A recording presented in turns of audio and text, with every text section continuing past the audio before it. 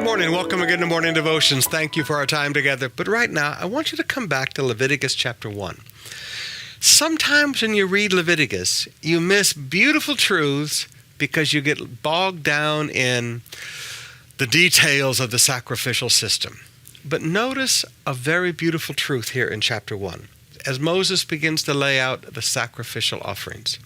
He says in verse 3, if you bring a bull with no physical defects, he said if you can't afford that, he said a sheep or a goat with no physical defects. If you can't afford that, verse 14, a turtle dove or young pigeon with no physical defects. Notice, whatever financial situation you were in, a bull, a lamb, a pigeon,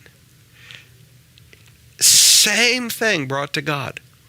God's response, whatever the size of what you brought, it says, verse 9, very pleasing to the Lord. Verse 13, very pleasing to the Lord. Verse 17, very pleasing to the Lord. I want you to see a truth here.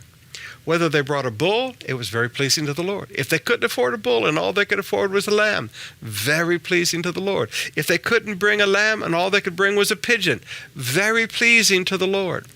God made it easy for people to bring an offering to him. He wasn't looking at the amount. He was looking at the heart.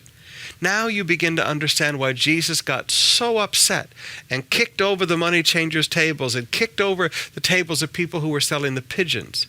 Because the pigeons were the offerings that the poorest of the poor would buy and bring as a sacrifice to God. Their corruption had interfered with the poor in their worship of God. And God never intended that. Whatever the size of the offering, God's response was the same.